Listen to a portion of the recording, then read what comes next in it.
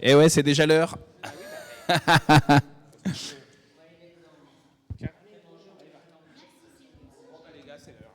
Non, non, non, faites vos cafés, faites vos cafés encore. Ça va. Je mets les annonces exprès, regarde, comme ça, hop, on a. Moi, je vais m'en faire un, ouais. Moi, je vais m'en faire un. Ouais, normal, exactement. Exactement. Voilà. Vous mettez vos sucres. Alors là, il y a tout le monde qui a entendu sur Facebook tes grossièretés, Jean-Pierre. Hein.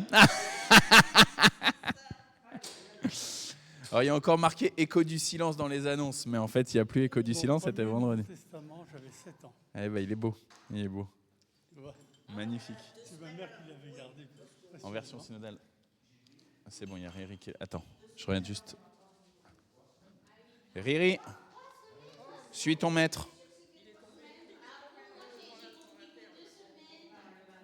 C'est bien que tu aies pensé à le... T'as vu les petits bitoniaux monter, c'est ça? Ah oui, oui. Moi, j'oublie aussi régulièrement.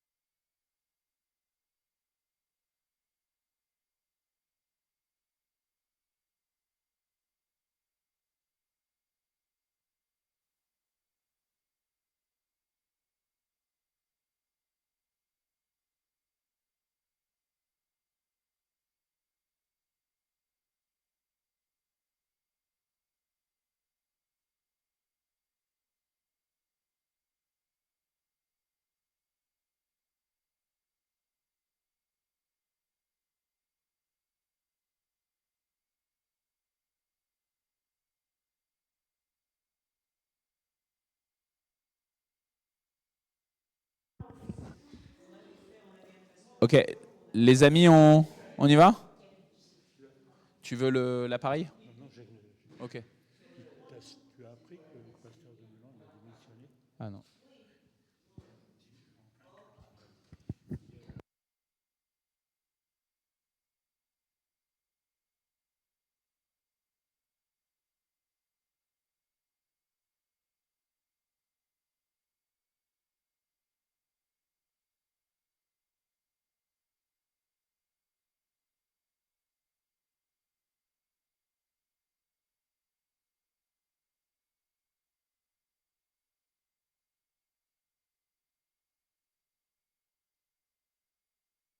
Les amis, je vous propose qu'on commence.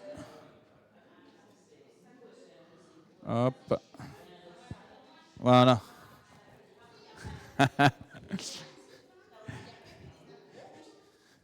Il y a des jours comme ça où on est bien, on vit la communion fraternelle. Liv, ça va avec le soleil? Parce que En fait, je disais à Jean-Pierre à l'instant, ce qu'on avait vu avec Anta aussi la semaine dernière, c'est je pense que je vais continuer à mettre des tringles. L'équipe décoration, elle trouvait que mettre des tringles, c'est pas très joli. Mais en fait, je pense que si on fait quelque chose si on fait quelque chose de propre, et au moins ça permet que quand on a du soleil, quand même, ça serait quand même. Donc j'irai à Leroy Merlin acheter pour garder la même. En fait, je pense qu'à partir du moment où tu commences, soit t'as que là, tu vois, soit on fait tout. Et je pense que je vais aller acheter tout. Alors, le problème, c'est que les rideaux qui sont là, les 2 rideaux, c'est Françoise et Michel qui les ont offerts. Donc, il faut qu'on trouve. Je pense que ça, c'est pas mal, ouais, si on trouve. Mais déjà, moi, là, je te parlais juste déjà des tringles, tu vois, parce que pour l'instant, j'avais installé ces 2 tringles-là. Mais on va voir avec Jean-Pierre, peut-être, pour installer ça. Pour essayer de. Ils sont noirs. En fait, ils sont noirs avec des horloges dessus. Ouais. Ils sont tout noirs avec des horloges dessus. Ils sont très jolis. Mais du coup, voilà, je pense qu'il faudra. Bon, déjà, il faut qu'on mette les tringles. Si on a les tringles. Oui.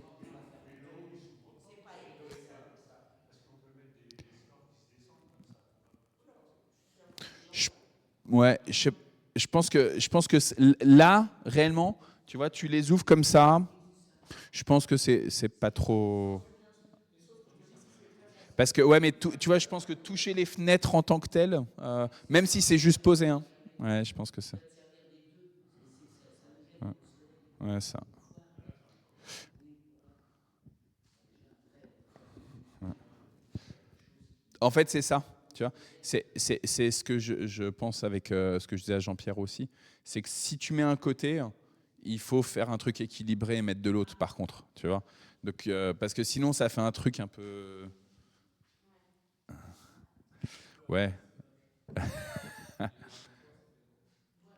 Ouais, ça, du coup, là, il y a le deuxième rang qui est au deuxième. Voilà. Ok, je vous propose qu'on prie. Seigneur, béni sois-tu pour la communion fraternelle. Béni sois-tu de nous retrouver en famille, auprès de toi, le bon, le juste, le vrai Père, l'éternel Père. Merci Seigneur de nous donner des frères et des sœurs avec qui on peut discuter, papoter, refaire le monde et déjà penser à concilier nos propres existences à ta parole. Oui, nous te supplions ce matin, donne-nous l'opportunité de nous tourner vraiment pleinement vers toi. Sans ta présence, Seigneur, nous reconnaissons que notre vie est bien vaine, que nos projets sont futiles.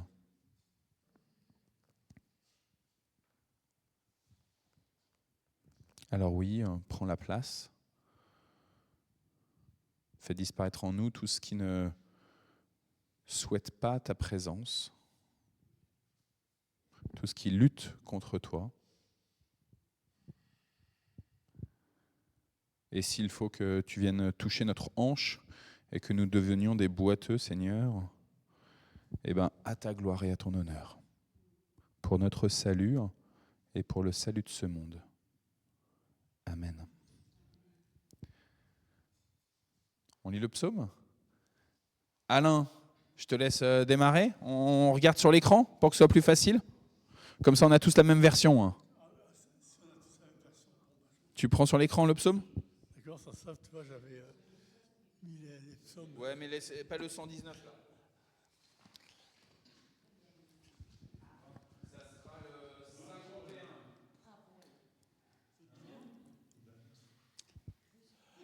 Psaume de David, appartenant au répertoire du chef de chorale. Lorsque le prophète Nathan a lâché David parce que celui-ci était allé chez Bathsheba, mon Dieu, toi qui es si bon, accorde-moi ta grâce, ta tendresse est si grande. efface mes fautes. Lave-moi complètement de mes torts et purifie-moi de mon péché. Je t'ai désobéi, je le reconnais, ma faute est toujours là, je la revois sans cesse. C'est contre toi seul que j'ai mal agi. J'ai fait ce que tu désapprouves, ainsi tu as raison quand tu prononces ta sentence. Tu es irréprochable quand tu rends ton jugement. Moi, je fus enfanté dans la faute. Dans le péché, ma mère m'a conçu. Mais ce que tu aimes trouver dans le cœur d'une personne, c'est le respect de la vérité au plus profond de ma conscience. Fais-moi connaître la sagesse. Fais disparaître mon péché et je serai pur. Lave-moi et je serai plus blanc que la neige. Annonce-moi ton pardon, il m'inondera de joie, alors je serai en fait, moi que tu as écrasé. Attends, je vais mettre le verset. Annonce-moi ton pardon. Non, détourne ton regard. Vas-y. Ah bon, à partir de là? Oui. Bon. Détourne ton regard de mes fautes, efface tous mes torts. Mon Dieu, crée en moi un cœur pur, renouvelle et affermis mon esprit. Ne me rejette pas loin de toi, ne me prive pas de ton Esprit Saint. Rends-moi la joie d'être sauvé, que ton Esprit généreux me soutienne. À tous ceux qui te désobéissent, je dirai ce que tu attends d'eux. Alors, les personnes qui ont rompu avec toi reviendront à toi. Mon Dieu, mon libérateur, délivre-moi de la mort pour que je crie avec joie que tu es juste. Seigneur, ouvre mes lèvres et je te louerai. Tu ne désires pas que je t'offre un sacrifice, mais un sacrifice entièrement consumé ne te déplaît pas. Mon Dieu, le sacrifice que je t'offre, c'est moi-même, avec mon orgueil brisé. Mon Dieu, ne refuse pas mon cœur complètement brisé. Sois bien disposé pour Sion, fais-lui du bien, rebâtis les murailles de Jérusalem. Alors tu aimeras qu'on offre des sacrifices justes, des sacrifices entièrement consumés, alors on présentera des taureaux sur ton autel. On va présenter des taureaux avec nos voix et nos louanges.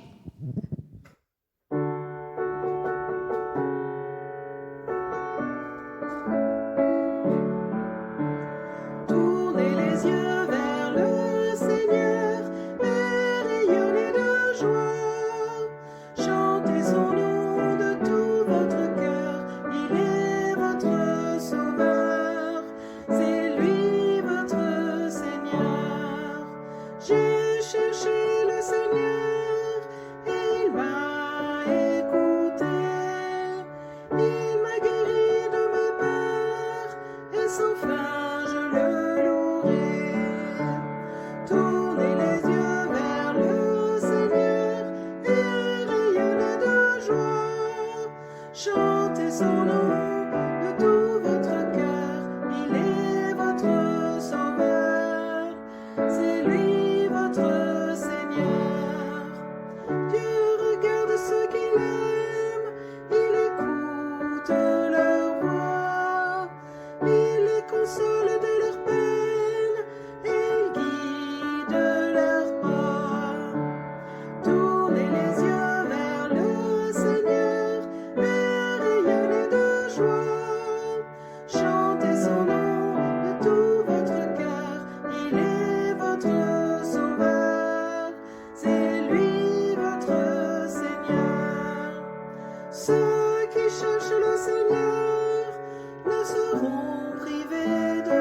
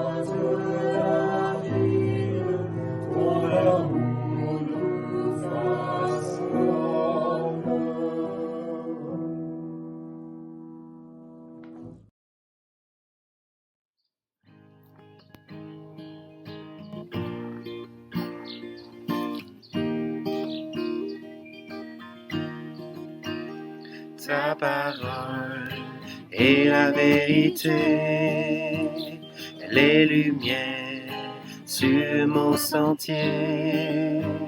Je peux avancer en sécurité sur les voies que tu as tracées.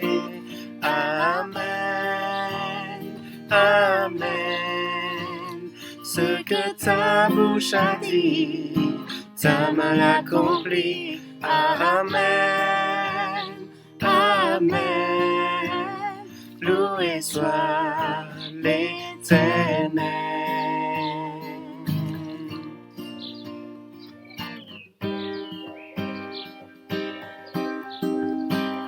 Ta parole est une arme puissante, une épée à double tranchant. En toi j'ai confiance, Dieu tout-puissant, éternel Dieu triomphant. Amen, Amen. Ce que ta bouche a dit, ta main l'accomplit. Amen, Amen. Loué soit l'Éternel. Dès qu'il a parlé, tout a existé. Commandé, tout a été fait. Par l'Éternel, parle encore aujourd'hui. Ta parole nous donne la vie. Car dès qu'il a parlé, tout a existé. Il a commandé, tout a été fait. Par l'Éternel, parle encore aujourd'hui. Ta parole nous donne la vie. Amen, Amen. Ce que ta bouche a dit, ta main l'accomplit. Amen, Amen. Qu'il en soit fait ainsi.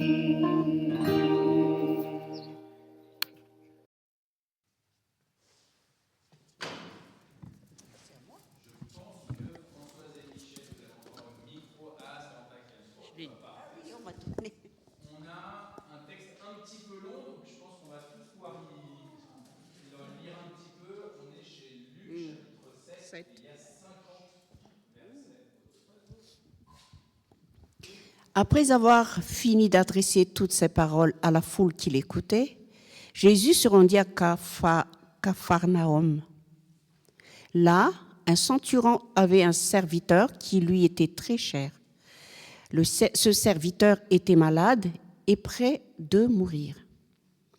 Quand le centurion entendit parler de Jésus, il lui envoya quelques anciens des Juifs pour lui demander de venir guérir son serviteur. Ils arrivèrent auprès de Jésus et le supplièrent avec insistance en disant « Il mérite qu'on lui accorde ton aide. Il aime notre peuple et c'est lui qui a fait bâtir notre synagogue. » Alors Jésus s'en alla avec eux. Il n'était pas loin de la maison quand le centurion envoya des amis pour lui dire « Seigneur, ne te dérange pas, je ne suis pas digne que tu entres sous mon toit. C'est pour cela que je ne me suis pas permis d'aller en personne vers toi, mais dis un mot pour que mon serviteur soit guéri. Je suis moi-même soumis à mes supérieurs et j'ai des soldats sous mes ordres. Si je dis à l'un « va », il va. Si je dis à un autre « viens », il vient. Et si je dis à mon serviteur « fais ceci », il le fait. » Quand Jésus entendit ces paroles, il admira le centurion. Il se retourna et dit à la foule qui le suivait « Je vous le déclare, je n'ai jamais trouvé une telle foi, non pas même en Israël. » Les envoyés retournèrent dans la maison du centurion et y trouvèrent le serviteur en bonne santé. Jésus se rendit ensuite dans une ville appelée Naïn. Ses disciples et une foule de gens l'accompagnaient. Au moment où il approchait de la porte de cette ville, on emmenait un mort pour l'enterrer. C'était le fils unique d'une veuve. Un grand nombre d'habitants de l'endroit se trouvaient avec elle. Quand le Seigneur la vit, il fut bouleversé par elle et lui dit « Ne pleure pas ». Puis il s'avança et toucha le cercueil. Les porteurs s'arrêtèrent. Jésus dit « Jeune homme, je te l'ordonne, lève-toi ». Le mort se dressa et se mit à parler. Jésus le rendit à sa mère. Tous furent saisis de crainte. Ils louaient Dieu en disant « Un grand prophète s'est levé parmi nous. » Et aussi, Dieu est venu secourir son peuple. Et dans toute la Judée et ses environs, on a appris ce que Jésus avait fait. Les disciples de Jean racontèrent tout cela à leur maître. Jean appela 2 d'entre eux et les envoya au Seigneur pour lui demander « Es-tu celui qui doit venir et devons-nous attendre quelqu'un d'autre ?» Quand ils arrivèrent auprès de Jésus, ils leur dirent « Jean le Baptiste nous a envoyés pour te demander « Es-tu celui qui doit venir et devons-nous en attendre un autre ?» Au même moment, Jésus guérit beaucoup de personnes nées de maladies, de leurs infirmités, et le délivra d'esprits mauvais et rendit à vue de nombreux aveugles. Puis, il répondit en envoyant aux gens, Allez, racontez à Jean ce que vous avez vu et entendu. Les aveugles retrouvèrent la vue, les boiteux marchent et les lépreux sont purifiés de leur lèpre, les sourds entendaient, les morts ressuscités, la bonne nouvelle est annoncée aux pauvres. Heureux celui qui n'abandonnera pas la foi à cause de moi. Après le départ des envoyés de Jean, Jésus s'est mis à parler et celui-ci à la foule en disant « Qu'avez-vous allé voir au désert? Un ronceau agité par le vent. Alors, qu'êtes-vous allé voir? Un homme vêtu d'habits magnifiques. Mais ceux qui portaient de riches habits et vivaient dans le luxe se trouvent dans le palais des rois. »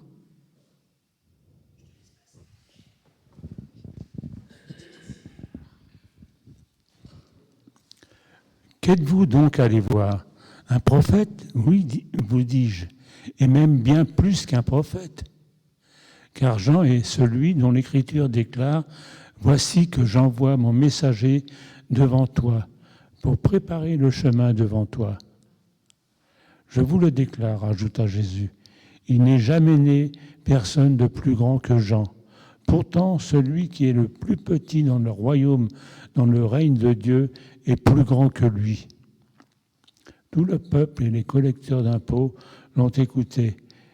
Ils ont reconnu que Dieu est juste et ils se sont fait baptiser par Jean. Mais les pharisiens et les spécialistes des Écritures ont rejeté ce que Dieu voulait pour eux et ils ont refusé de se faire baptiser par Jean. Jésus dit encore, « À qui comparerai-je cette génération? À qui ressemble-t-il? Il ressemble à des enfants assis sur la place publique, où les uns crient aux autres. Nous vous avons joué un air de danse sur la flûte et vous n'avez pas dansé. Nous avons chanté des chants de deuil et vous n'avez pas pleuré.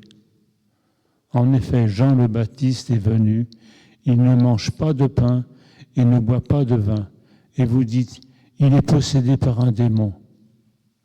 Le Fils de l'homme est venu, il mange et boit, et vous dites, voyez cet homme qui ne pense qu'à manger et à boire du vin, qui est l'ami des collecteurs d'impôts et des pécheurs. Mais la sagesse de Dieu est reconnue comme juste pour ceux qui l'acceptent. Un pharisien invita Jésus à prendre un repas avec lui. Jésus se rendit chez le pharisien et il se mit à table. Il y avait dans cette ville une femme qui avait péché. Lorsqu'elle apprit que Jésus était à table chez le pharisien, elle apporta un flacon d'albâtre plein de parfum. Il se tint derrière Jésus, à ses pieds. Elle pleurait et se mit à mouiller de ses larmes les pieds de Jésus. Puis elle les essuya avec ses cheveux, les embrassa et répandit le parfum sur eux. Quand le pharisien qui avait invité Jésus vit cela, il se dit en lui-même, si cet homme était vraiment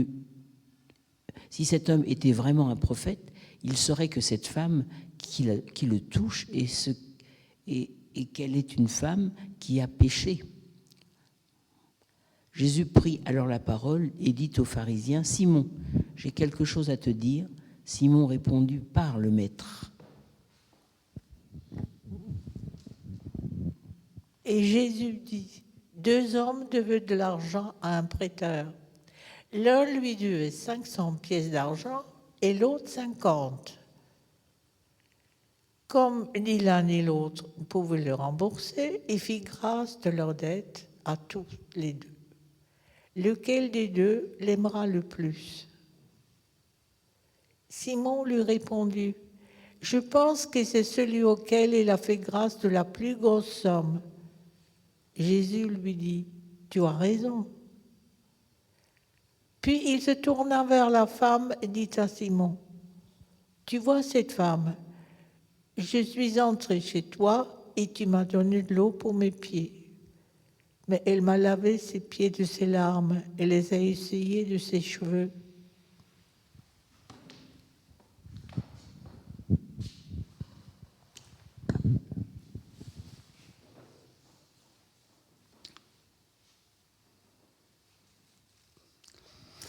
Tu ne m'as pas donné de baiser, mais dès que je suis arrivé, cette femme n'a cessé de couvrir mes pieds de baisers.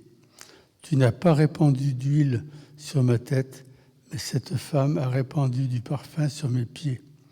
À cause de cela, je te le dis, ses péchés qui sont nombreux ont été pardonnés, car elle a beaucoup aimé. Mais celui à qui l'on a peu pardonné aime peu. Puis il dit à la femme, tes péchés sont pardonnés.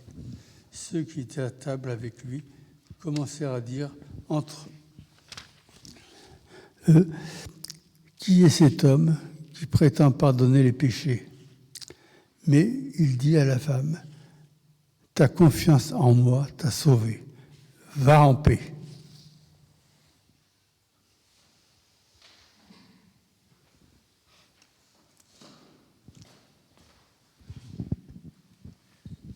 Merci les amis.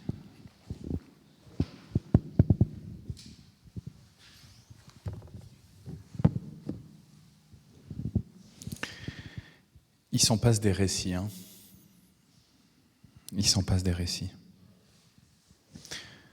D'abord, cet homme officier romain, donc qui n'est pas juif, mais qui est un craignant Dieu, qui est tellement un craignant Dieu qu'avec l'aisance matérielle, sa propre richesse, il va participer à la construction de la synagogue à Capharnaüm. Et cet homme, il a ce serviteur malade. Et puis ensuite, ils vont au village de Naïn, Et là, il y a un cortège funéraire avec cette femme qui est veuve et qui a un seul enfant, et c'est lui qui est dans le cercueil. Et voici que Jésus va réaliser un miracle.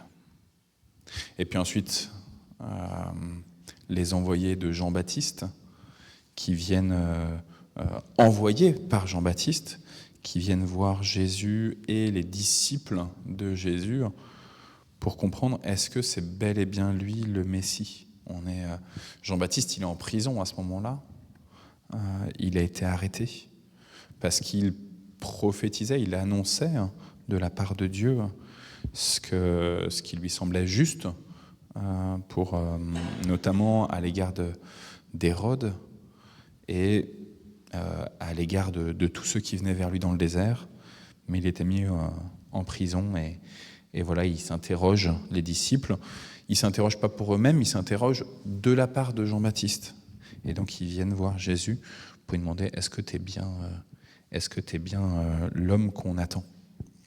Et puis ensuite, cette femme, chez Simon le pharisien, on est à Capharnaüm, et cette femme qui vient, qui est une pécheresse profonde, tout le monde le sait, sa réputation l'a précédée, tout le monde le sait, et cette femme vient et elle répand son parfum de grand prix sur les pieds de Jésus, et elle pleure, et Jésus a ces belles paroles. Plein de récits différents, et en même temps, je perçois un fil conducteur dans l'ensemble de ces récits. Alors, on sait bien que les chapitres, ils ne datent pas du moment où Luc il a rédigé son évangile. C'est bien plus tard qu'on a découpé l'ensemble du texte biblique en chapitres. Déjà, c'est bien plus tard qu'on a rassemblé les textes en un seul corpus, en un seul livre, mais c'est aussi bien plus tard qu'on a fait les chapitres, c'est bien plus tard qu'on a fait les versets. Donc, faut pas qu'on reste trop coincé dans ce que je vous dis là, en termes de fil conducteur, mais malgré tout, en tout cas, moi, dans ma propre méditation, j'ai senti un fil conducteur dans l'ensemble de ce chapitre 7, et qui est la question du messager. La question du messager. On commence avec cet officier romain qui implore Dieu pour son serviteur. C'est un serviteur. On pourrait dire c'est quelqu'un qu'on achète, un esclave. C'est exactement comme une bougie. On la prend, on la déplace à droite, on la déplace à gauche, on fait ce qu'on veut. Si finalement la bougie elle est foutue, c'est pas grave, on en remet une autre. On en rachète une autre. Et on pourrait dire, l'esclave, finalement, il importe peu en tant que tel. Ce qui importe, c'est le travail qu'il va accomplir. Au-delà de la personne, il meurt, on rachète un nouvel esclave. Mais le texte biblique, le texte de Luc nous dit, cet officier, il aimait son serviteur. Il l'appréciait personnellement. Oui, il est là pour un travail, il est qualifié de serviteur, donc ça vient bien signifier quelle est sa responsabilité à cet homme, à savoir servir l'officier. Mais malgré tout, il y a une attention particulière, un lien qui s'est tissé entre cet officier et son serviteur. Et par égard pour lui, au-delà de son travail de serviteur, par égard pour sa personne-là, ça lui importe de savoir dans quel état de santé il se trouve. Et du coup, qu'est-ce qu'il fait cet officier ? Il ne se déplace pas lui-même, mais il envoie des serviteurs chercher Jésus, ou en tout cas permettre à ce que Jésus réalise un miracle. Et donc on voit bien là l'importance d'avoir des messagers qui sont envoyés par l'officier pour guérir un autre serviteur qui va prendre soin ensuite, dans sa responsabilité, du maître, de l'officier. Chacun a son importance, chacun peut être un messager envoyé. Jésus va, et l'officier dit: il n'y a pas besoin que tu viennes jusque chez moi. Je sais que ta parole, elle suffit pour réaliser des miracles. Et Jésus va répondre à cet acte de foi, juste cette profession. Je ne suis pas digne que tu entres chez moi, mais dis seulement une parole et mon serviteur sera guéri. On le rappelle chaque fois qu'on fait la Sainte Seine. Cet acte de foi, cette profession, Jésus va dire, eh ben, j'en ai pas vu d'autre, d'aussi importante, d'aussi belle que dans le peuple même, dans le peuple de Dieu. Il est enthousiasmé par cette reconnaissance de ce que cet officier prenne son propre exemple et vienne dire, finalement, je ne suis pas grand-chose, toi tu es capable d'encore plus, quoi. Tu es capable de prendre soin de chacune et de chacun.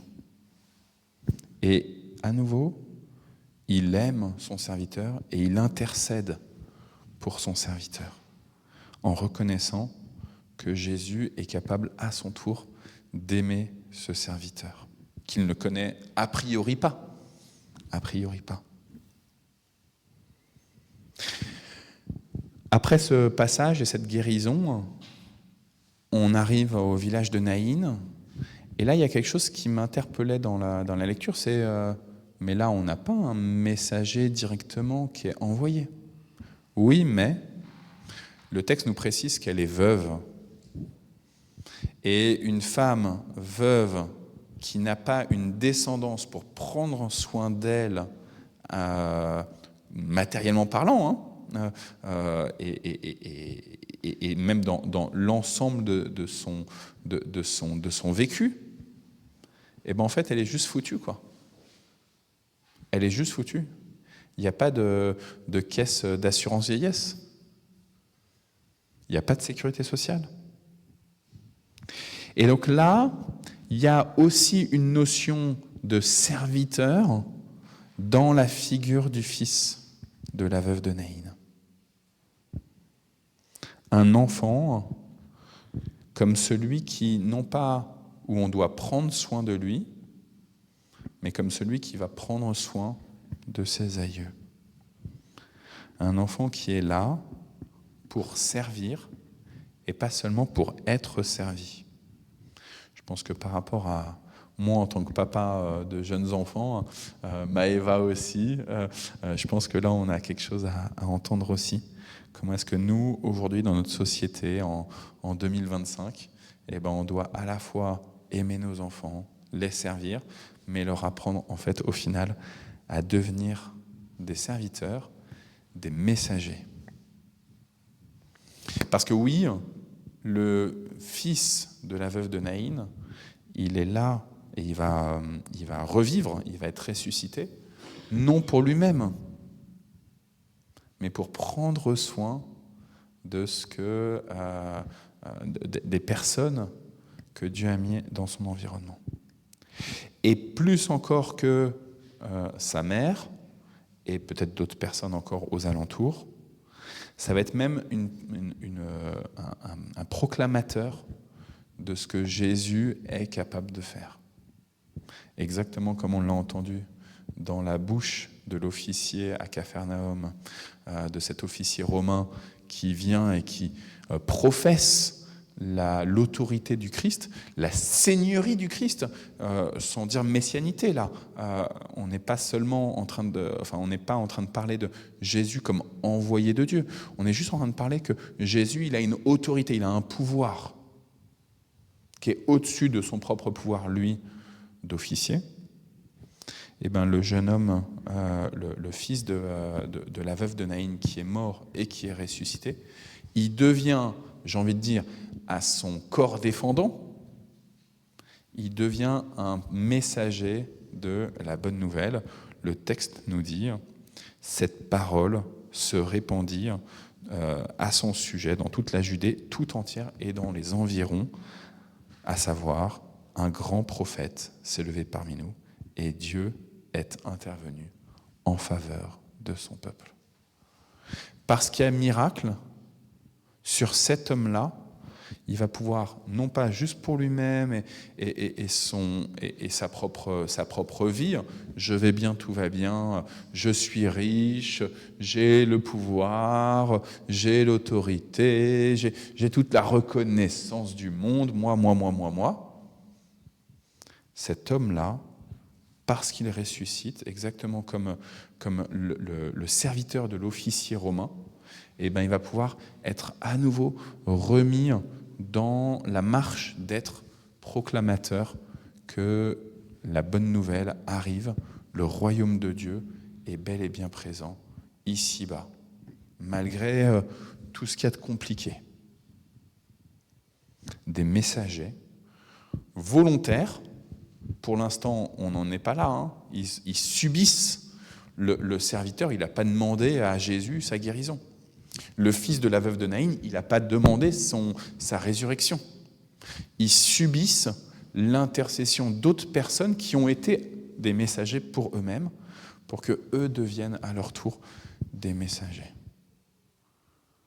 Qu'est-ce que c'est bon, hein, de savoir que des gens peuvent prier pour vous, que vous subissez en fait l'intercession d'autres personnes pour vous-même, et que c'est bon de savoir que d'autres personnes subissent, et je parle vraiment de subir, hein, on est dans de l'actif et du passif là, que des gens subissent votre propre intercession. On n'est pas chrétien tout seul, on ne naît pas de naître chrétien tout seul, malgré le fait qu'on puisse, pour certains d'entre nous, prendre notre baptême de manière en confessant, en professant. Et ben, en fait, on est le résultat de l'intercession et de la proclamation de l'évangile faite par d'autres. Qu'est-ce que c'est bon, hein, de savoir que l'Église, elle porte comme ça, elle supporte ceux qui sont déjà en son sein, mais aussi ceux qui le deviendront plus tard, ceux qui l'étaient et qui sont dans un temps un peu plus compliqué. Qu'est-ce que c'est bon, hein, de connaître cette communion universelle, qu'on soit au courant au départ, ou qu'on ne le soit pas, et ça c'est souvent le cas en fait. Et puis là, il y a le passage un peu qui vient, à mon avis, signifier la bascule dans ce chapitre 7, là, avec les messagers de Jean-Baptiste. Ils sont envoyés, justement, eux aussi, par Jean-Baptiste. On en était à un homme qui est capable de faire des miracles. Il y a un truc, d'ailleurs, je ne l'ai pas noté, mais avec les gens qui demandent à ce que Jésus fasse un miracle pour l'officier romain, qui est « il le mérite ». Ça serait intéressant de creuser ça aussi. Mais on en était à « il est capable de miracles ». Avec le fils de la veuve de Naïn, c'est un prophète. Mais là, on en est à une bascule avec les envoyés de Jean-Baptiste. Est-ce que tu es juste un prophète ? Et là, Jésus dit à ses messagers pour que eux aussi, à leur tour, réalisent cette annonce qu'il est bel et bien le Messie, et on le voit en fonction des œuvres qu'il accomplit. La question de la messianité, elle est importante, parce que le Messie, c'est pas juste « ah, il est Dieu, point final ». Je regarde vers Alain, qui aime bien regarder les termes. Et le Messie, c'est celui qui reçoit une onction, qui reçoit de l'huile sur lui, mais pas seulement pour se dire « super, c'est moi, j'ai reçu plein d'huile sur moi, regardez ma peau, elle est toute brillante, etc. » Il reçoit de l'huile en vue d'une responsabilité particulière. Et donc la question du Messie, elle est dans pourquoi il est envoyé en fait ? En quoi Jésus, il est lui aussi un messager ? Et vous voyez, ce qui est intéressant, c'est pour ça que je vous parlais de messager dans l'ensemble de ce chapitre 7, c'est que Jésus, il est qualifié lui-même de messager à ce moment-là. De messager du Seigneur, du messager de la bonne nouvelle. Et pas seulement comme celui qui va proclamer, il ne va pas juste dire le message, mais il va accomplir le message. Regarde, les aveugles voient, les boiteux marchent, Donc il y a des miracles qui sont réalisés, et la bonne nouvelle est annoncée. Et donc il y a aussi, de manière concomitante, à la fois des actions qui prouvent qu'il est l'envoyé, qu'il est le Messie, que désormais le royaume de Dieu, il est en train de s'accomplir, que désormais le péché, il est en train d'être pardonné, que désormais la création, elle est en train de renaître vraiment, d'être exterminée et de renaître, de mourir et de renaître, de ressusciter. Et en même temps, c'est prononcé. En même temps, c'est prononcé. Et ça, c'est toujours important dans la manière dont Dieu intervient. Dieu, il n'est pas juste celui qui accomplit et qui se tait. Dieu, il n'est pas juste celui qui parle et qui n'accomplit pas. Il fait les deux en même temps. Il dit et les choses arrivent, adviennent. Dès le début de la Bible, dès la Genèse, il dit et les choses adviennent. Et Jésus a cette parole qui est extrêmement forte. On est à peu près au milieu de ce chapitre 7. Heureux celui pour qui je ne serai pas une cause de chute, que je ne serai pas un scandale. Et cette phrase un peu au milieu de ce chapitre 7, à mon avis, elle vient nous parler à nous-mêmes personnellement, lecteurs. Luc, il la met là, à ce moment-là. Alors, il ne savait pas que ce serait le chapitre 7 et que ce serait le verset 23, évidemment. Mais Luc, il place cette phrase de Jésus, cette vraie phrase de Jésus, pour nous interpeller individuellement. Dimanche dernier, Thibaut, il a prêché sur les béatitudes. Et à l'issue de cette prédication de dimanche dernier, Marie-Christine, du coup, le partage biblique qui est sur le sermon sur la montagne, et hop, ils ont saisi l'occasion pour revenir sur les béatitudes et sur une des béatitudes. Et là aussi, c'est une béatitude. Là aussi, c'est le Makarios. Heureux celui pour qui je ne serai pas un sujet de scandale. Et donc, Luc, il vient raconter, nous interpeller par cette parole de Jésus pour nous dire, ok, est-ce que Christ, il est un sujet de scandale dans ta vie?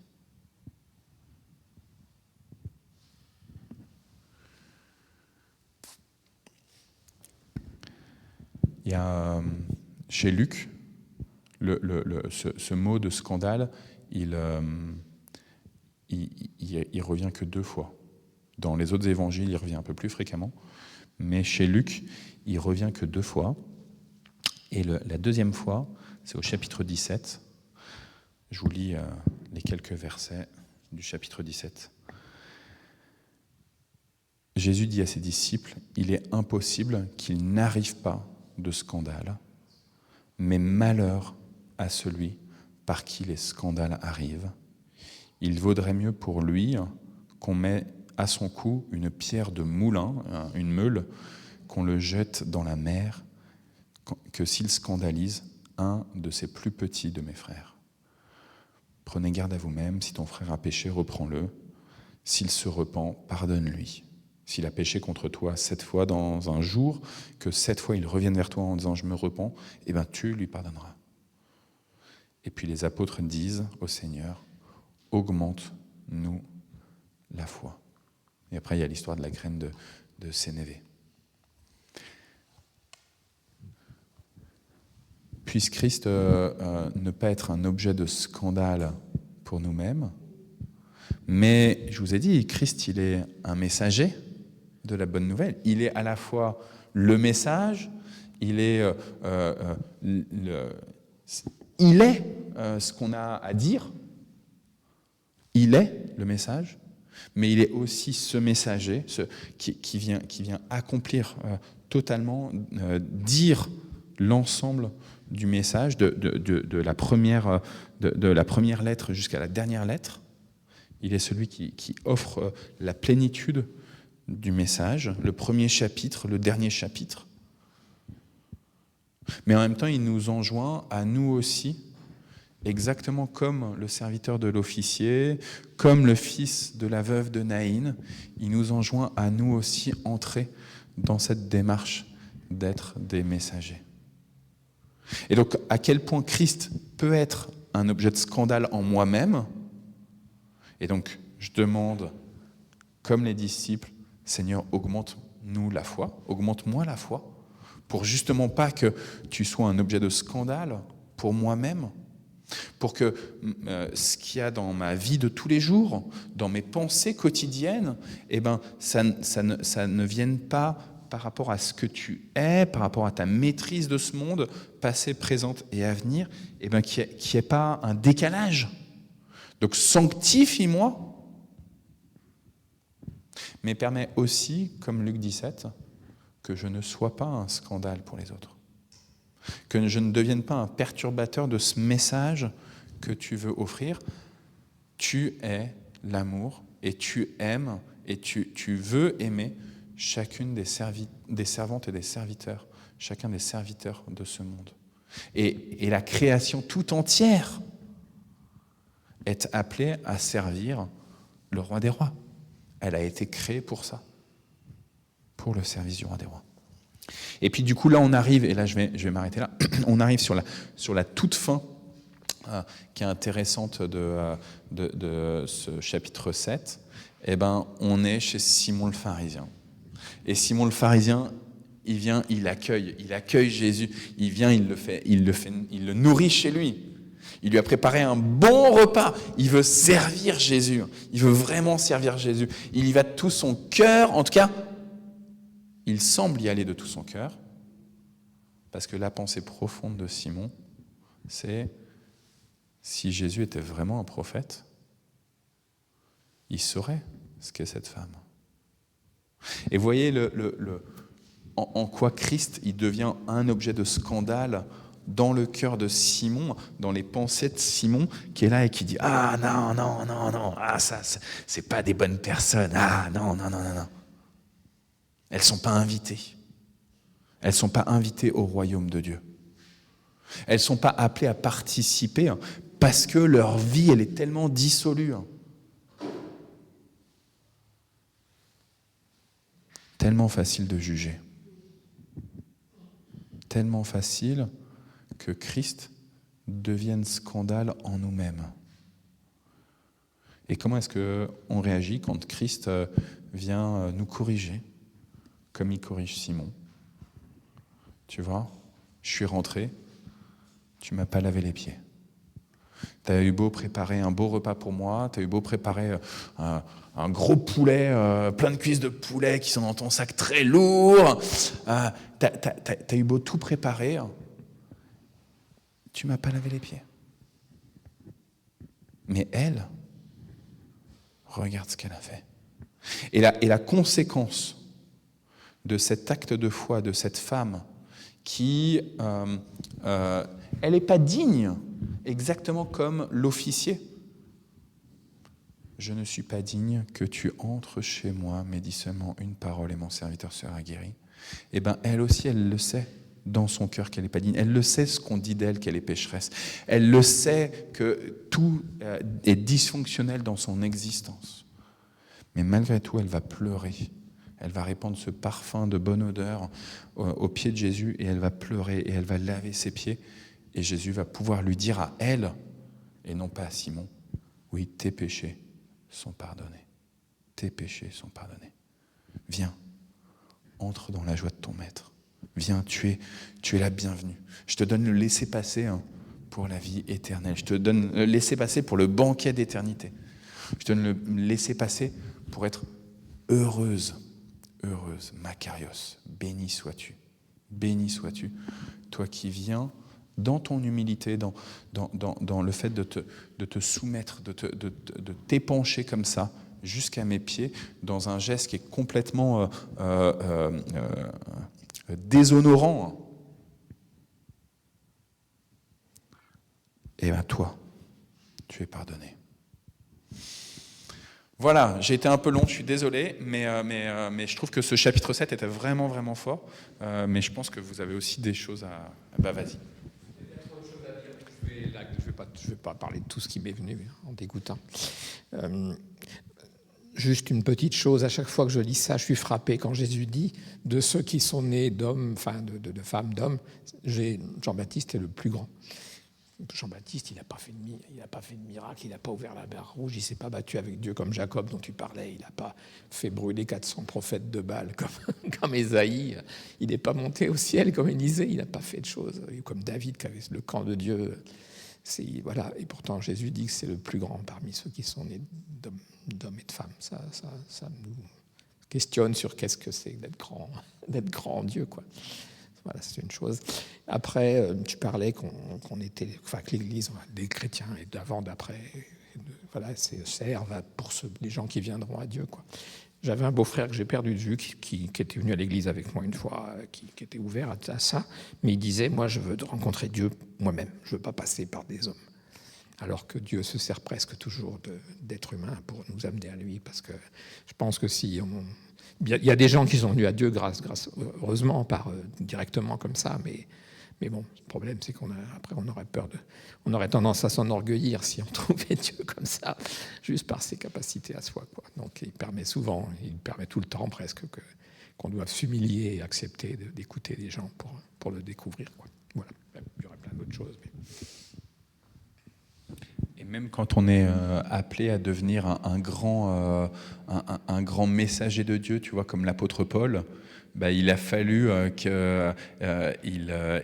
aille jusqu'à Damas avec son aveuglement et qu'on vienne imposer les mains et l'enseigner sur qui est Christ vraiment. Parce qu'il a beau avoir entendu Christ directement, il faut une suite, quoi. Ça suffit pas d'entendre. C'est comme on en parle régulièrement, sur les Maghrébins musulmans qui se convertissent à Christ. La manière dont Dieu agit souvent pour se faire connaître, c'est une manière justement très personnelle, dans un songe. C'est le récit le plus courant, je pense, qu'on entend de la part des musulmans maghrébins qui se convertissent, c'est de dire Dieu s'est révélé dans un songe. Mais en fait, ça ne suffit pas ensuite.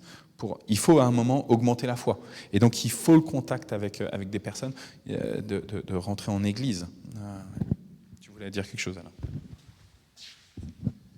Une des choses qu'on ne remarque pas, c'est que Luc a écrit son évangile à un ami. Mais Eusèbe de Césarée dit que Luc est allé voir à Jérusalem, vivre avec les disciples, avec les apôtres, pour pouvoir enseigner son ami. Et qu'il dit son ami, on pourrait dire ses amis. C'est ainsi qu'il dit qu'il écrit à Théophile. Et Théophile, ça peut être n'importe quel d'entre nous. Ça veut dire ami de Dieu. C'est formidable. Et c'est ainsi qu'on voit des points qu'on ne trouve pas dans les autres évangiles. Mais lui, il a vécu parmi les apôtres, il a vécu parmi les disciples. Je pense que c'était un juif d'Antioche qui était venu pour étudier et confirmer ce qu'ils avaient tous entendu et appuyer des points formidables. Voilà. Et puis, il nous précise qu'il fait une enquête, Luc, qu'il a récupéré des informations auprès du maximum. Et donc, en effet, il y a des éléments qu'on trouve chez Luc qu'on ne trouve pas ailleurs. Et toujours, ce qui est intéressant, c'est que c'est ce que j'essaie de dire là sur la phrase de Jésus sur la question du scandale, c'est que là, c'est l'évangile selon Luc. L'auteur de cet évangile, c'est Luc.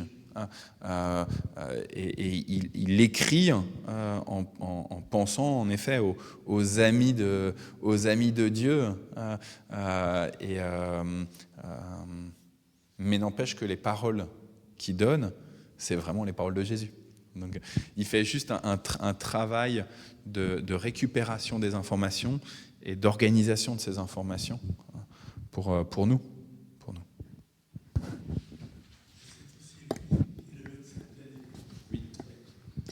Moi, je pense surtout à la foi. Moi, tous les jours, je demande à Dieu d'agrandir ma foi, voilà, que ça soit solide et tout. Et pour toutes les épreuves de la vie, de toi soi-même ou de ta famille ou autre chose. Et justement, quand tu venais de dire là, des fois, c'est très important la prière, parce que les gens pour qui on prie, ils vont avoir la bénédiction, ils subissent. C'est à travers... si moi j'ai la foi, les événements, voilà. Donc c'est très important de ça, mais toi-même, par exemple, je pense à 2 personnes qui sont proches de moi. Un qui est très proche de moi, qui s'est converti en islam maintenant, et qui trouve vraiment... qu'il n'y a que là-dedans qu'il y a la paix et tout, qu'ailleurs, il n'y a rien et que les autres sont fous, voilà. Et des fois, je dis, mais comment je peux faire, Seigneur? Comment je peux faire pour transmettre? Et je prie toujours tous les matins, et à chaque fois que je prie pour la personne, et si j'ai vraiment la foi, comme quoi Dieu écoute ma prière, même s'il va subir peut-être, je ne sais pas, je suis convaincue que je continue cette lutte, ce combat, voilà. Je dis toujours, Seigneur, fais qu'il revienne dans ton enclos, à chaque fois, tous les matins. Donc j'espère vraiment et je vais continuer parce que c'est important la prière. Et une personne aussi qui est proche de moi, que je ne dis pas aussi, qui est athée, et dit à quoi ça sert et tout. Mais je prie toujours pour lui. Et je dis au Seigneur, fais en sorte qu'il te connaisse, qu'il y a un créateur. Et voilà, donc peut-être, voilà, il va faire les choses. C'est Dieu, je laisse à Dieu de faire les choses, d'accomplir. Tu vois, quand tu as eu tes enfants, et ben en fait, ils ont juste subi le fait d'exister, le fait d'être ici sur Terre, ton fils, ta fille. Ils ont subi l'éducation que tu leur as donnée. Ils ont et ce qu'ils sont aujourd'hui, c'est en partie, pas que ça, mais c'est en partie ce que tu leur as offert dans tes paroles, dans tes gestes, dans les routines que tu mettais en place à la maison, consciemment ou inconsciemment. Et en fait, c'est bon de se dire qu'aujourd'hui, en 2025, tes enfants qui sont adultes, eh ben, ils ont un bagage qui est lié au fait que tu as été une messagère pour eux. Et du coup, ce qui est important, c'est de se dire, OK, en quoi est-ce que je suis un messager de Dieu dans mon quotidien? Comment est-ce qu'on prend conscience régulièrement du fait que, de toute façon, on va, par notre présence, parce qu'on existe, eh ben, on va exercer une influence sur les autres. C'est comme ça. On est là, on exerce une influence. Et donc, comment est-ce qu'on prend conscience que cette influence, elle doit être positive à l'égard du royaume de Dieu? Et donc, ben voilà, la prière.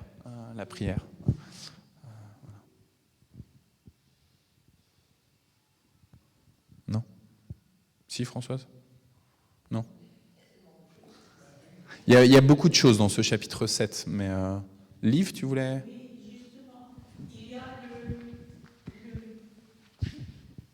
Le miracle du Fils qui se réveille. Mais c'est déjà autre chose. Mais ils sont pas... Ils ne se sont pas posé des questions qu'il réveille les morts. Je veux dire, puisqu'on parle d'autres plus tard, ça ne les frappe pas. C'est étonnant, hein.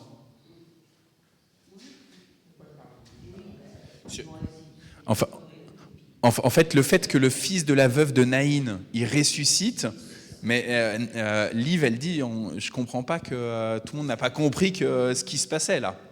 Tu vois, c'est-à-dire que...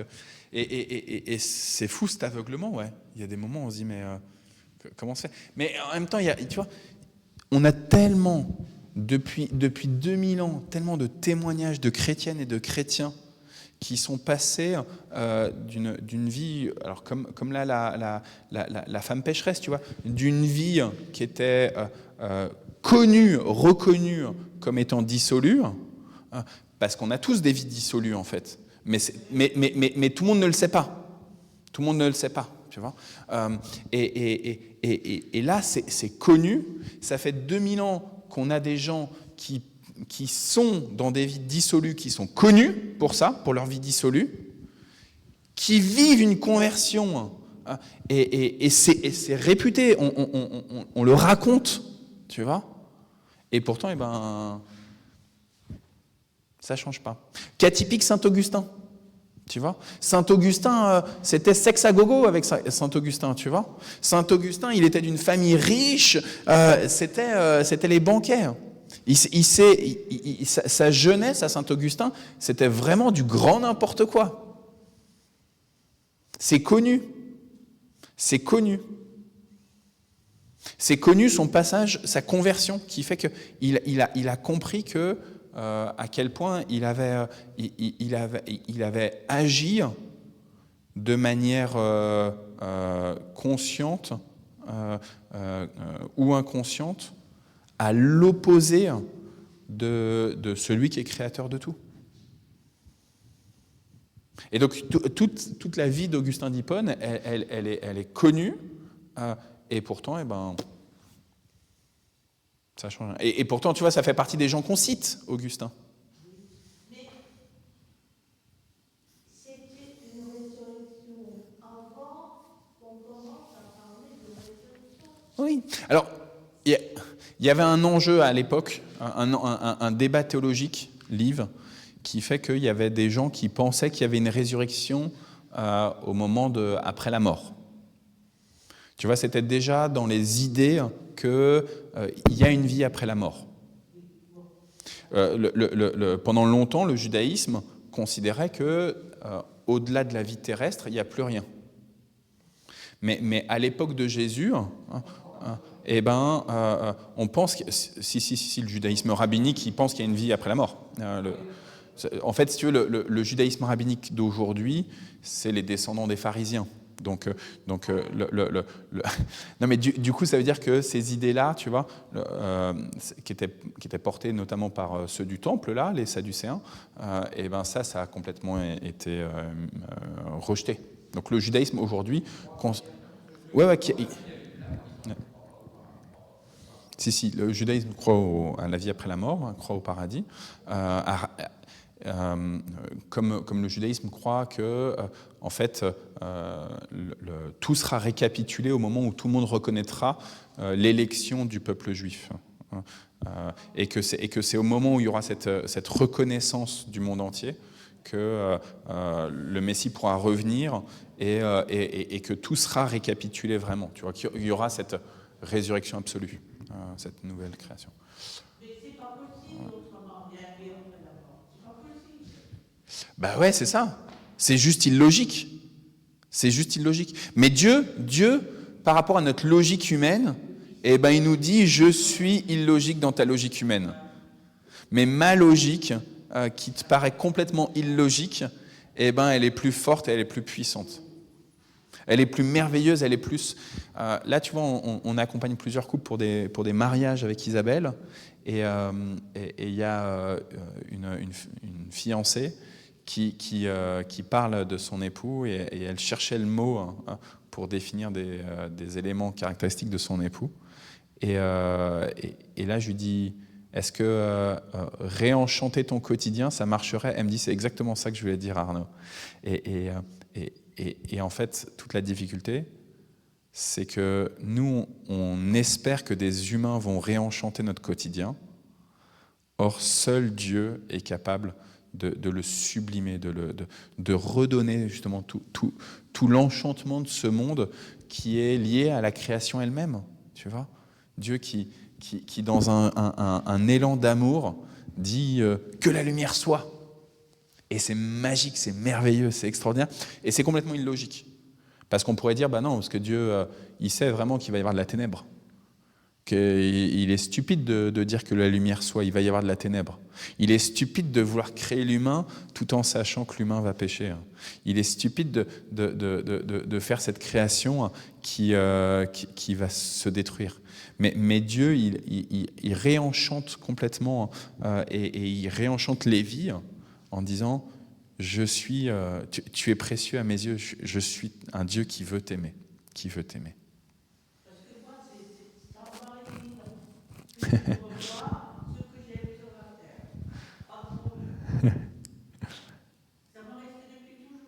Cette question de la résurrection.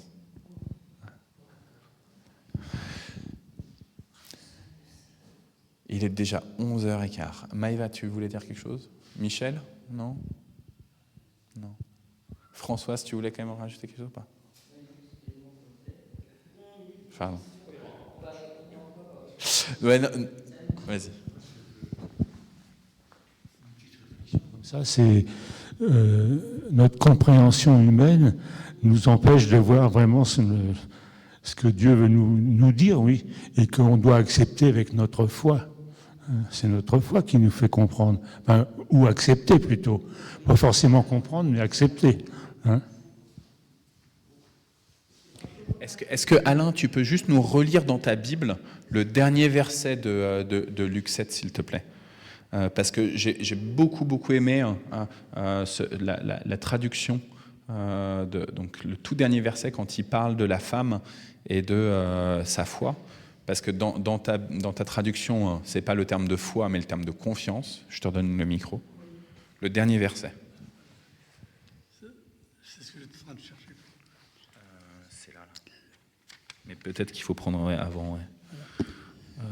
Ceux qui étaient à table avec lui commencèrent à dire entre eux: qui est cet homme qui prétend pardonner les péchés? Mais il dit à la femme: aie confiance en moi, ta foi t'a sauvé, va en paix. Non, pas ta foi t'a sauvé, justement. Oui, aie confiance en moi. Ah oui, c'est ça. Ta confiance, c'est ça.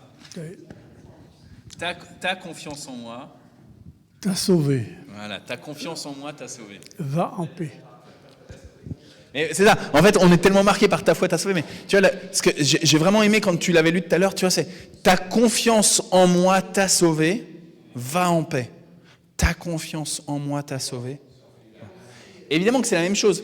Mais on est tellement habitué à dire ta foi t'a sauvé, tu vois. Mais en fait là, tu vois, ce que je trouve beau, c'est que en fait le mot foi. J'aime beaucoup le mot foi, hein, Alain, tu le sais, et je sais que toi, tu préfères le mot confiance. Mais souvent, le mot foi, tu vois, c'est ma foi, mon truc que j'ai travaillé moi-même. Avec mes petits muscles spirituels, tu vois, j'ai augmenté ma propre foi, tu vois, et donc ma foi m'a sauvé. Tu vois. Et en fait, je trouve... donc, mais je le connais par cœur aussi, ta foi t'a sauvé, tu vois. Mais du coup, je le trouve très nombriliste, au sens de c'est moi avec mes forces, machin, etc. Et en fait, ce que je trouve beau, en effet, là, donc, dans cette traduction là, donc, de ta confiance en moi t'a sauvé, tu vois, c'est que d'un seul coup, c'est comme un descendement. Oui, il y a quelque chose de moi, la question de la confiance, mais en fait, c'est une confiance en quelqu'un, tu vois. Et cette question du lien, en fait, dans le mot foi, on l'oublie un petit peu parce qu'on est habitué au mot foi. Et là, tu vois, dans ta traduction, j'aime bien ce rappel que c'est une relation avec Jésus qui fait qu'il y a le salut.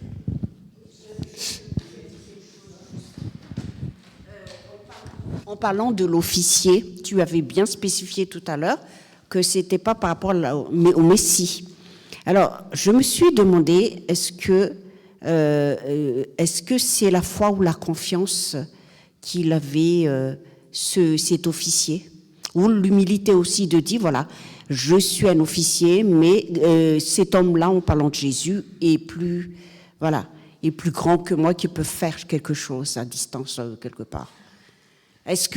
Ma question était ça. Est-ce que J'ai- c'est pas la foi? Jésus, il dit demandez et vous recevrez. Est-ce que si toi, Anta, tu vas demander à ton médecin une baguette de pain, est-ce que tu penses qu'il va te donner la baguette de pain? Non, parce que en fait, tu sais quel est son métier et du coup, tu vas pas avoir confiance qu'il va pouvoir te donner une baguette de pain. Il est pas boulanger. Et donc, du coup, tu vois, là, ce qui est intéressant, c'est que quand Jésus nous dit « demandez, vous recevrez », c'est est-ce que vous êtes capable de penser que la personne à qui vous demandez la chose, elle a assez d'autorité, de responsabilité pour vous l'accorder. Donc, et c'est ça, en fait, la foi. Tu vois, c'est ça, la foi. C'est-à-dire que, du coup, avec notre histoire d'officier, quand il demande à Jésus, enfin, quand il fait demander à Jésus, bah oui, c'est un acte de foi. C'est-à-dire qu'il sait que cet homme-là, il est en capacité de guérir son serviteur.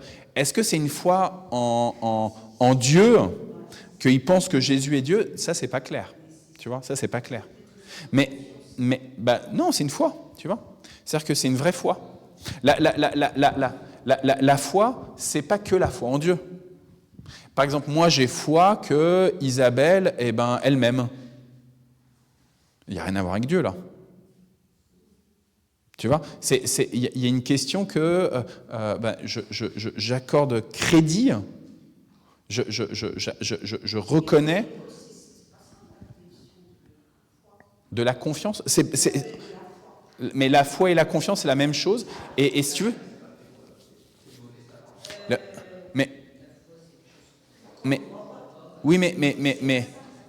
Mais c'est pas forcément en lien avec Dieu.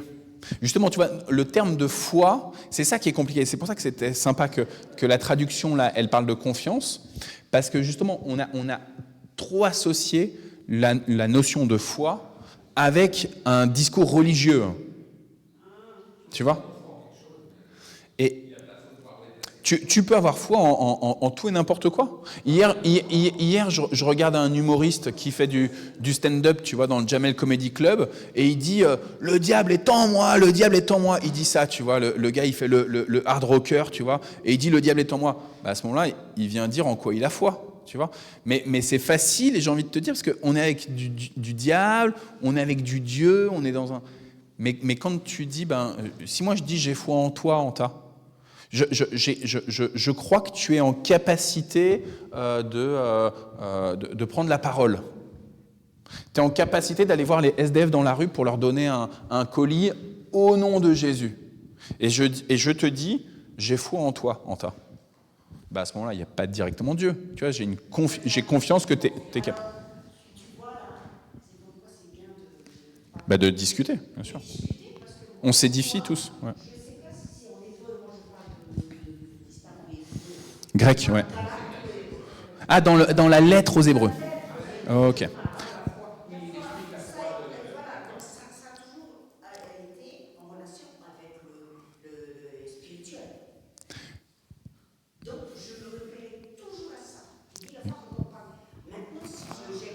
C'est ça.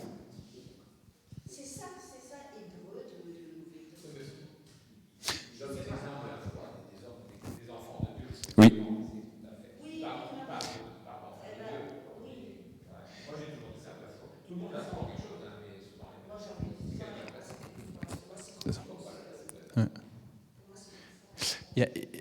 Dans la Bible, alors c'est une traduction qui n'est pas tout à fait juste, mais que j'ai beaucoup aimé, sur l'histoire là, du scandale là, de Luc 7. Et après, il faut qu'on prie, les amis.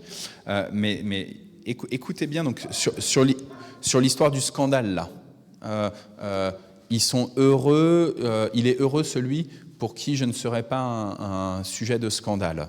Okay ? Et dans la traduction parole de vie, donc celle qu'on a dans les Bibles, celle-ci là, dans celle-ci là. Écoute bien comment ils ont traduit, et je trouve ça aussi très très intéressant. Il est heureux celui qui ne refuse pas de croire en moi. Il est heureux celui qui ne refuse pas de croire en moi. Et en fait, je trouve que c'est magnifique, tu vois, de dire en fait, t'es obligé à partir du moment où tu as la personne de Jésus qui t'est présentée, que tu as la Bible qui t'est présentée, tu es obligé de te positionner. Soit j'accepte de croire, soit je refuse de croire. Tu vois, mais tu peux pas dire en fait je sais pas. Non, en fait, si tu dis je sais pas, ça veut dire que tu refuses de croire, en fait. Point final. Mais tu vois, il y a pas de juste milieu, en fait. Soit tu crois pas. Il est heureux celui qui ne refuse pas de croire en moi. Je trouve que c'est évidemment éloigné du terme scandale, tu vois, et occasion de chute, etc. Mais je trouve qu'elle est vraiment très très belle, cette traduction-là. Elle est vraiment très belle. J'avais un rendez-vous à 11h. Je vous propose qu'on prie. Je vous lis le fil rouge de Porte Ouverte. Et puis est-ce que vous avez des sujets de prière? De toute façon, on va se passer le micro. Non, mais vas-y. Mais c'est pas grave, le rendez-vous, c'est ici. Non, mais je vais essayer d'être sobre dans ce que je vais vous dire. C'est important. J'ai mon amie Nadine qui était dans une église d'une famille très connue dans le milieu évangélique. Le fils du monsieur est devenu pasteur. Il a créé une église avec des espèces de normes nouvelles. Puis en fait, il y a un gros scandale.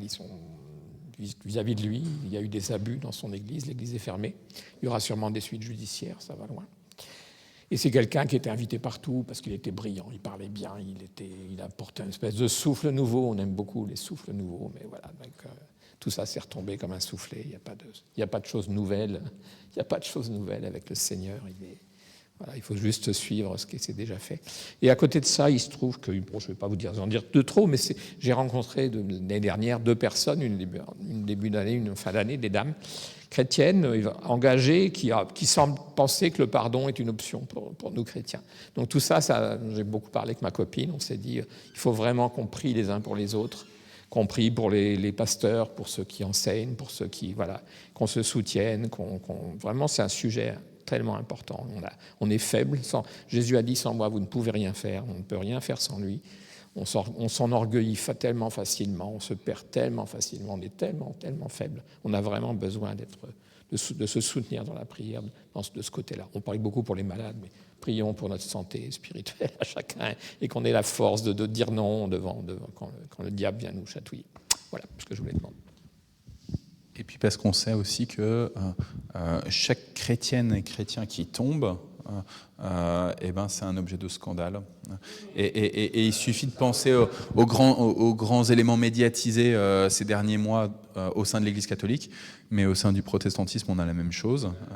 Et en fait, voilà, je vais finir avec ça. Pas dans ce que dit Jésus, mais plus loin pour Judas.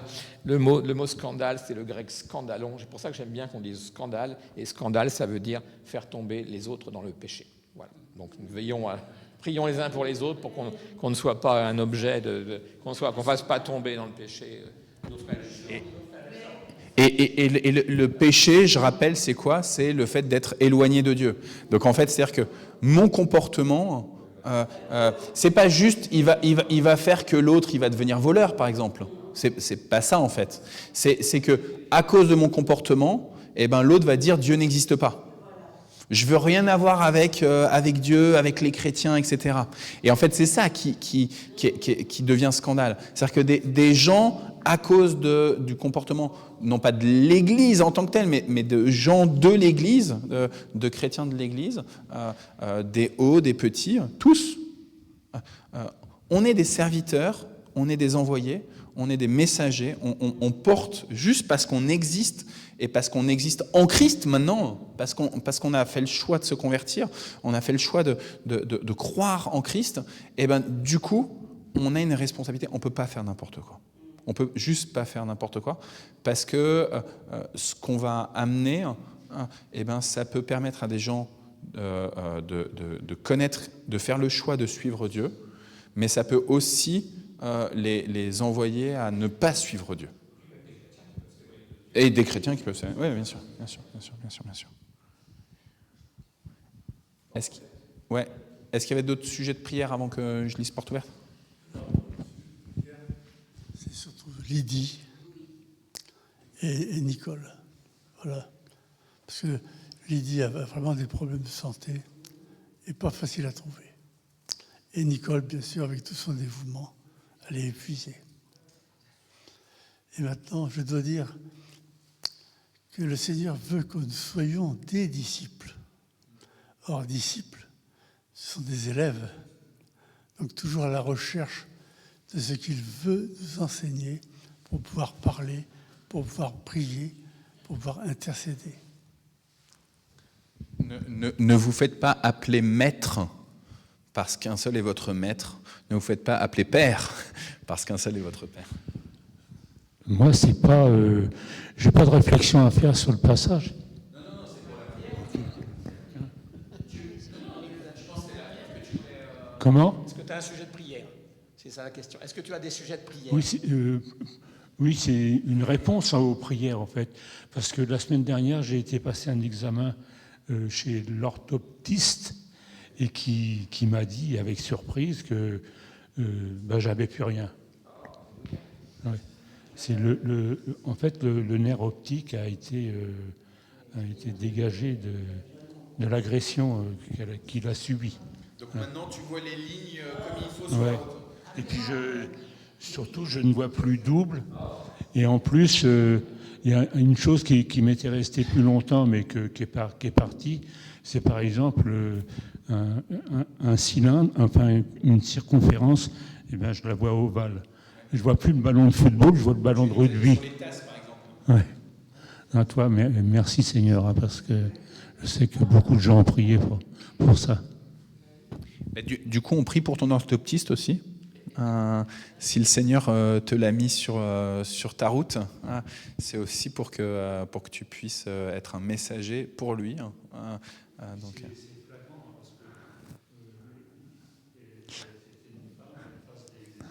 Donc pour elle alors, du coup.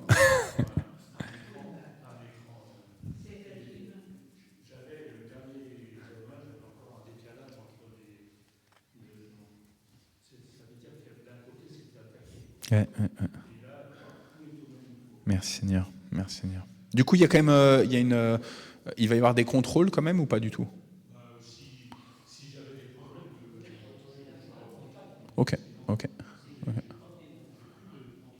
Ok, cool. Est-ce qu'il y a d'autres sujets encore? Monsieur Jean-Pierre, je pense que tu as vu ta maman en début de semaine.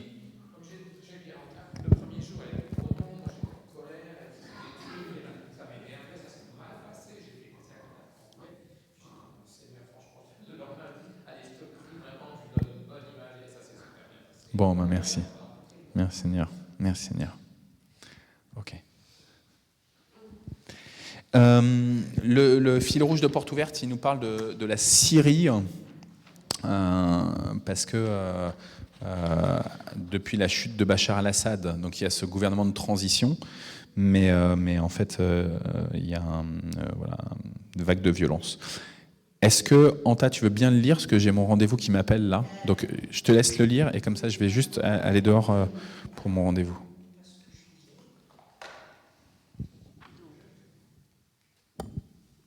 Alors, partir de... Ouais, tout ça. Alors, ouais. Et peut-être vous pouvez commencer à prier tout de suite, d'ailleurs. C'est-à-dire qu'en même temps, je prie. Non, tu lis. Là, tu le lis seulement, puis après, on va... D'accord. Alors, jeudi 6 mars, des combats ont été éclatés dans les zones à majorité alaouite sur la côte ouest de la Syrie. Les partisans du régime déchu ont attaqué et tué plusieurs membres des forces de sécurité du gouvernement actuel. Le président Ahmed al-Shara a réagi en envoyant des forces armées en renfort dans la région. S'en sont suivis de nombreux affrontements meurtriers. Oui.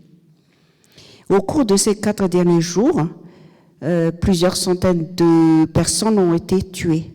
D'après Le Monde, l'Observatoire syrien des droits de l'homme dénombre près d'1 millier de civils massacrés, oui, lors d'attaques visant principalement les alaouites.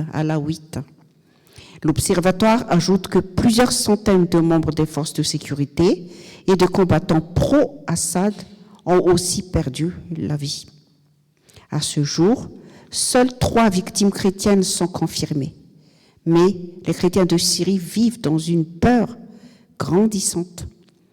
Hier, de nombreuses églises ont annulé leur culte. Ouais. Le traumatisme du passé, cette violence font écho aux atrocités vécues durant des années d'occupation par le groupe État islamique, exacerbant ainsi le traumatisme collectif des Syriens. Une chrétienne de la région redoute que ce soit le début d'une période de vengeance et de terreur, tandis que très nombreux chrétiens désirent activement quitter le pays. Les responsables chrétiens de Syrie ont publié un communiqué samedi 8 mars, condamnant fermement les massacres et appelant à la réconciliation nationale. Ils insistent sur la nécessité d'un État respectant l'ensemble de ses citoyens et sur la préservation de l'unité du pays. Alors, prions pour que la violence récente ne soit pas le point de départ d'une nouvelle guerre civile dans un pays qui a déjà été tant souffert au cours des 14 dernières années. Prions pour la protection de nos frères et sœurs en Syrie, particulièrement dans les villes de Tartou et Latakia, ainsi que les villages alentours où vivent les communautés chrétiennes. Prions pour que ces conflits ne mènent pas à un nouvel exode des chrétiens de Syrie, afin que la lumière continue de briller dans le pays. Amen. Oui, c'est ça. Oui, Seigneur, nous te remercions de nous avoir encore rassemblés ici avec les frères et sœurs et librement, comme ce n'est pas le cas de certains pays. On a cité la Syrie. Donc, Seigneur, mis à part les guerres civiles ou autres, il y a encore les chrétiens craignent que ça arrive dans la chrétienté, qui vont être obligés de partir, de fuir, Seigneur, et protège-les, Seigneur. Et aussi, nous remettons entre tes mains tous ces dirigeants. Il n'y a pas que les églises en Syrie, mais ailleurs, où règne la persécution des chrétiens. Seigneur, la Corée du Nord, je crois, ailleurs. Oui, l'Inde, les Indiens extrémistes et autres encore que je ne m'appelle pas. Hein. Et donc, Seigneur, intervient aux pays qui subissent la persécution des chrétiens que je n'ai pas cités. Et tout près de nous, nous prions pour les dirigeants aussi, Seigneur, qui sont en train un peu de dévier dans la violence, de suivre la violence des autres, Seigneur, comme des moutons. Seigneur, donne la sagesse à ces gens-là, à ces dirigeants, et que la paix règne dans le monde, et que l'obscurité, que tu enlèves l'obscurité et que ta lumière reflète à nouveau. Et même dans chaque pays, dans chaque famille, et dans les églises et autres, fais régner ta lumière, Seigneur, et aide chacun de nous à bien discerner. On avait parlé aussi de prier pour les autres, ça fait partie aussi de ton message, de prier, d'être toujours avec les frères et sœurs pour pouvoir prier, de ne pas s'isoler, mais d'être toujours avec les frères et sœurs et à échanger. Et ça nous édifie en même temps nous-mêmes avec nos tribulations, nos épreuves individuelles. Seigneur, aide-nous toujours à aller de l'avant avec les frères et sœurs et aussi aide-nous à refléter, à ne pas faire scandale auprès de notre famille déjà, mais de témoigner, de faire régner la lumière, ta lumière, et d'honorer ton nom. ainsi que dans l'Église, que nous soyons des témoins, mais pas ceux qui font chuter les autres. Donne-nous, Seigneur, ton Esprit Saint, l'aide de ton Esprit Saint pour nous guider, parce que de nous-mêmes, on est incapables. Il nous faut ton aide, Seigneur, par ton Esprit Saint, par le nom précieux de Jésus. Amen. Merci Seigneur, merci de nous rassembler encore aujourd'hui. Voilà, nous sommes petits, faibles et misérables, nous n'avons qu'une force. Et si nous croyons que nous pouvons faire des choses par nous-mêmes, nous abusons. J'aime beaucoup, dans la Bible, il y a souvent ça, dans les lettres de Paul, qui dit « Ne nous trompons pas nous-mêmes par des faux raisonnements. Donne-nous la sagesse de savoir ce qui est juste et bon et comment faire, comment agir au quotidien pour que nous soyons une lumière, comme a dit Anta, que nous ne soyons pas du tout une occasion de chute. Voilà, nous voyons des choses terribles autour de nous. Je pensais aussi par rapport au monde. Nous sommes tous nés après les deux guerres, les grandes guerres du siècle dernier. Et pour ma part, j'étais vraiment sûr que je ne verrais plus jamais de choses terribles. Et pourtant, aujourd'hui, nous voyons un monde en proie à la folie, à l'orgueil d'un tas de dirigeants. Et on a l'impression que les peuples sont prêts à suivre ces personnes qui semblent avoir perdu la raison. Alors donne-nous de te faire confiance, voilà, la foi, la confiance, pour moi c'est pareil. Donne-nous de te faire confiance, de savoir que tu es là, que rien n'arrive, que tu l'as décidé et qu'il ne peut rien nous arriver, Seigneur, à nous, même si nous sommes en but à des choses autour de nous, dans notre vie quotidienne, que tu es là, que tu nous protèges, que tu nous aimes. Voilà, je te remets tous ceux qui ont la charge du troupeau, comme Paul nous le demande, ils disent qu'ils seront jugés plus sévèrement, alors que tous les pasteurs, que tous ceux qui enseignent soient conscients de leurs responsabilités et s'humilient devant toi pour faire les choses d'une manière digne de l'Évangile. Béni soit ton nom. Amen.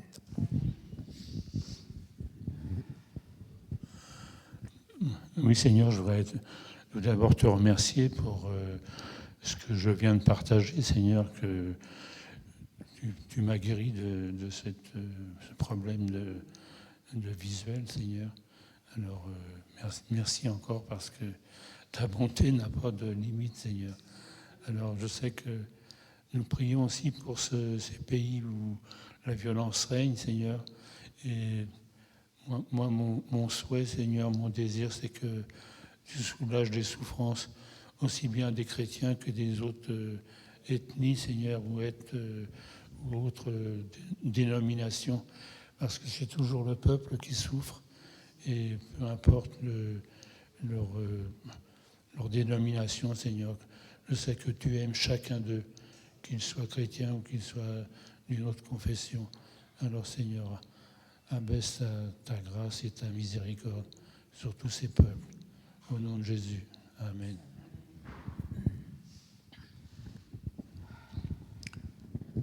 Oui, Seigneur, nous te remettons tous ces pays, Seigneur, en guerre, où vraiment, où ton nom est interdit, Seigneur, et tous ces gens sont obligés de se cacher et vivre vraiment sans pouvoir souvent parler de toi, avoir la crainte tout le temps autour d'eux.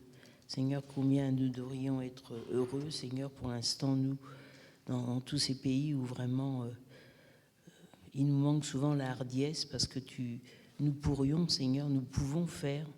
Et Seigneur, souvent on est retenu par la peur d'aller vers les autres, la peur de dire, Seigneur, ce que nous avons trouvé. Alors, Seigneur, viens accompagner ton Église, que tu sois vraiment celui qui nous réconforte, celui qui nous donne la force, Seigneur, celui qui vraiment nous fait aller de l'avant. Que vraiment tu sois avec tous ces dirigeants, Seigneur, dans nos pays, Seigneur, ces églises, Seigneur, où souvent il y a des bagarres, on se bagarre pour des petites choses, Seigneur, alors qu'il y a tellement à faire. Seigneur, que tu donnes à chacun, Seigneur, cette responsabilité, Seigneur, que nous puissions, comme le disait ta parole, si tu vois un frère qui chute, Seigneur, prends quelqu'un d'autre avec toi, il va le trouver, que les choses pourraient nettement mieux se passer, Seigneur, si nous nous attendions à toi, Seigneur, à ce que toi tu veux, Seigneur, et souvent nous nous laissons. Nous sommes riches, Seigneur, nous sommes riches, et nous faisons souvent pas grand-chose. Pardon aussi, Seigneur, oui, pour tous ces moments où tu nous appelles, Seigneur, à être vraiment confiants et en fonction de tous ces gens, Seigneur, tous ces gens même maintenant autour de nous, qui sont tellement souvent dans la misère, Seigneur, qui donne-nous ce regard, Seigneur, que toi tu as eu, Seigneur, que toi tu as sur chacun. Merci, Seigneur, parce que nous savons que sans toi, nous ne pouvons rien faire.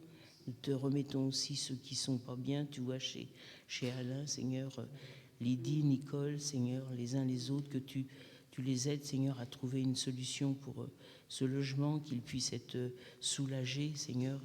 Donne-leur la sagesse, Seigneur, qu'ils puissent vraiment finir et avoir des jours dans la paix et dans le calme, Seigneur, dans la tranquillité, vu là où nous voyons avec les moments où nous prenons des années, Seigneur. Tu veux que nous puissions les finir aussi en paix, Seigneur. Alors je te recommande vraiment toute cette famille. Merci, Seigneur, parce que tu es là. Nous sommes tellement faibles et petits, mais toi, Seigneur, tu veux que nous avancions et tu veux nous faire vivre, Seigneur, des choses que nous ne pouvons imaginer. Mais Seigneur, merci, Seigneur, de travailler nos cœurs, que nous puissions vraiment avoir confiance dans ce Dieu unique, Seigneur, que nous connaissons. Amen.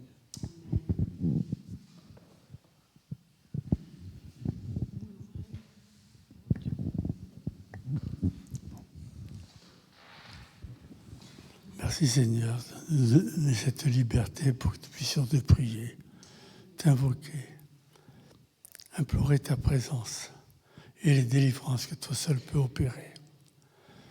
Tu connais ma petite belle-sœur, tu connais mon épouse. Interviens dans leurs pensées, dans leur corps, et que tout ce qui agit pour donner la maladie soit chassé au nom de Jésus-Christ. À toi la gloire, Père. Merci Seigneur, cette liberté que tu nous donnes pour nous réunir, pour étudier l'Écriture, pour échanger nos compréhensions. Et toi seul peux intervenir pour nous donner de voir clair. À toi toute la gloire et la louange de notre Dieu. Merci Père pour Jésus-Christ. Amen. Et puis ensemble, on va dire la prière que Jésus nous a enseignée. Notre Père qui es aux cieux, que ton nom soit sanctifié, que ton règne vienne, que ta volonté soit faite sur la terre comme au ciel. Donne-nous aujourd'hui notre pain de ce jour. Pardonne-nous nos offenses, comme nous pardonnons aussi à ceux qui nous ont offensés. Et ne nous laisse pas entrer en tentation, mais délivre-nous du mal, car c'est à toi qu'appartiennent le règne, la puissance et la gloire, pour les siècles des siècles. Amen. Que le Seigneur vous bénisse, que vous puissiez non pas être des objets de scandale, mais au contraire des messagers de cette bonne nouvelle. Christ aime le monde et Christ veut sauver chacune et chacun. Il a été envoyé pour manifester tout l'amour de Dieu, mais aussi toute la gloire de Dieu. Alors, soyez des jolis messagers. Vous êtes magnifiques à l'image de notre Seigneur. Soyez bénis. Amen. Puis on a un peu débordé sur le temps, mais comme ça nous permet d'avoir faim pour manger.